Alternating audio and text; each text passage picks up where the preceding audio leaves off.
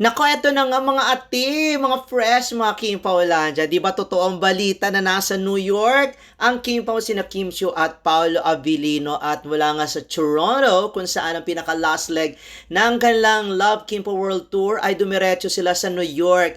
At alam nyo ba, alam nyo naman na naisulat na natin yan sa ating column or sa ating pinagsulatan ng Abante TNT at syempre napag-usapan na rin natin yan sa ating mga lives, sa ating mga reels, sa ating mga vlogs at syempre sa show natin Eminin. At eto na nga, mismong si Paolo ang nagbahagi ng ayuda na yan na sila ay nasa New York. Ayan, at nanood nga sila ng The Lost Boys, isang musical production na mapapanood dyan sa Playbill Palace Theater. Isa ito sa pinapanood matagal ng musical production na palaging box office at maraming nanonood dyan.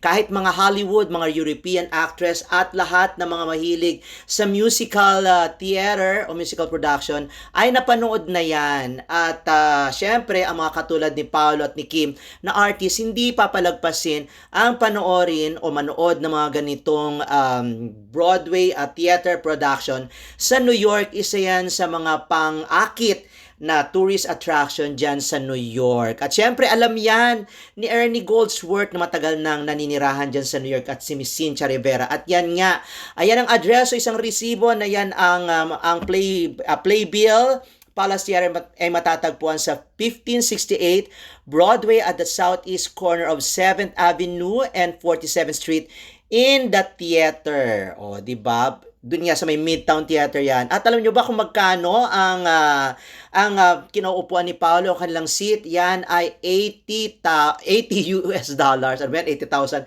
80 US dollars. So, mga nasa mga almost 10,000. Silang dalawa ni Kim. Naku, napakaliit lang niya para sa kanila. Di ba gumastos nga sila ng sinasabing 100K. Di ba? Isang Michelin graded restaurant sa may Anaheim. At yon, napakaganda po ng New York, hindi pwedeng hindi explore yan nila Paolo at ni Kim. At syempre, itry naman ang iba't ibang pangmalakasan at mamahaling mga pagkain dyan sa New York. At syempre, at kahit mamahalin yan, basta makakasatisfy sa kanila, ay join. At syempre, para na rin makabanding ang anak ni Paolo na si Aki, na dyan na nanirahan at nag-aaral. At hindi pa rin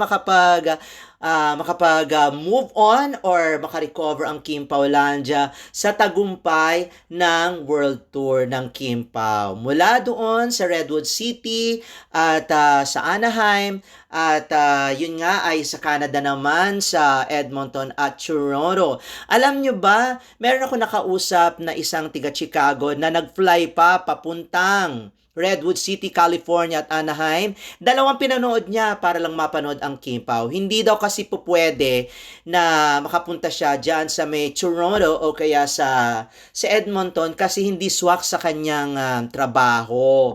So kahit mahal at 4 hours, 5 hours ang biyahe magmula sa Chicago, ay pinilit niya makapunta dyan sa Anaheim at sa Redwood City para lang mapanood itong dalawang ito. At hindi naman siya nabigo at hindi naman nabigo ang buong Kim Paulandia dahil siksikliglig ang pakilig at lambingan ng dalawang ito, si Kim at Paolo, sa kanilang ganap sa entablado. As in, dumadagundong, naku, yumayanig ang lahat ng venue na kanilang pinagtanghalan sa sobrang kilig nilang dalawa at ayaw paawat itong dalawang ito na ibalandra ang totoong estado ng kanang relasyon.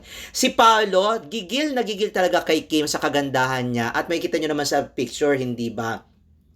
At syempre, ito naman si Kim bilang isang bungisingis at hindi rin maitago ang kanyang kilig at sayang nararamdaman. At dahil dyan, at dahil pinagsamang saya, pasasalamat at in love, kaya naman si Kim, ay nako, nabuko na, umamin na ang lola ninyo. At sinabi niya nga na dapat ito, sa pagkakataong ito, ay tama na o correct na kahit puso ang kanyang pinairal dahil dun sa kanyang mga nakaraang love life or karelasyon, ay puso rin naman ang kanyang pinairal. Pero dito, hindi naman siguro mabibigo si Kim dahil alam niya namang matagal na hinintay ni Paolo ang pagkakataong ito na makasama si Kim at hindi niya na yan pinakawalan at niligawan, sinuyo ng bonggang-bongga at ayan nga tagumpay na nasa kanya o nakuha niya ang puso at tiwala ng isang Kim Chiu. At napakasaya talaga ng concert na yan. At sana nga, no, ay dalhin dito sa Pilipinas at mapanood naman ng mga Kim Paulandia na sumusuporta din sa dalawang ito ang Love Kimpo World Tour na yan. At siguradong maraming mga guests ang pwedeng ilagay dyan at hindi lang ang Kim Pao. At syempre, dun din sa ilang mga key cities, lalo sa Cebu, kung saan nag-originate dyan or kung saan naninirahan si Kim before na siya ay naging isang sikat na artista. As in, ang dami-dami talagang ayudang binigay ng dalawang ito. At dahil siguro nga sa sobrang tuwa, hindi na sila nakapagpigil. Ito pala talaga yung pasabog na sinasabi ng marami na aamin itong dalawang ito na akala ko ay tungkol sa mga proyektong gagawin nila ang kanilang ididetalye, pero it turned out na yung kanilang estado pala bilang magkarelasyon ang kanilang in-reveal.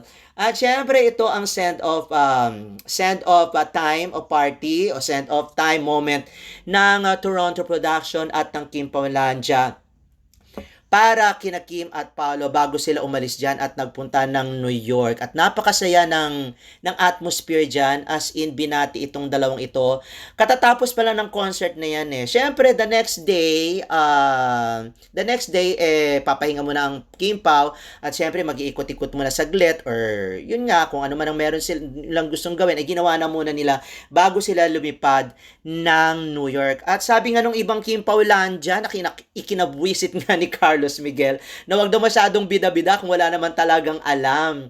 Ayun, na uuwi daw ng Pilipinas pagkatapos dyan ng Kimpo, pero hindi sa New York. Uy, teka muna, maraming salamat nga pala dun sa aking source na nagbalita dyan na hindi ko na papangalanan. Siya ang nagbalita sa akin at nagsabi na itong Kimpo ay didiretso ng New York para makasama nga si Aki, makabanding ni Paul at saka ni Kim. At syempre, makapagbakasyon at i-explore na rin ang New York at itry ang mga pagkaing mamahalin dyan.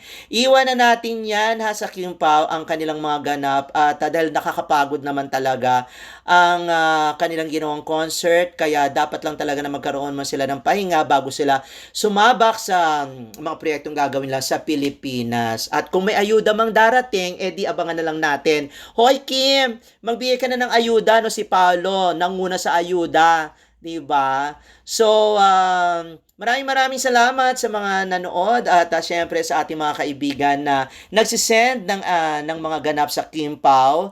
At thank you Carlos Miguel at siya nagsend sa atin ng IG story ni Paolo dyan sa Playbill o sa The Lost Boys Musical. At maraming salamat sa aming source at maraming salamat sa inyo. At congratulations at yung mga bashers, congratulations din sa inyo dahil tagumpay ang concert ng Kim Pao at kundi dahil sa inyong pangmalakasang pagsasabi na hindi kikita, kumita nga na challenge ng gusto ang Kim Paulandia. At talaga naman ang Kim Paulandia, nakakabilib kayo. Maraming salamat sa inyong suporta sa aming programa at congratulations and love you all!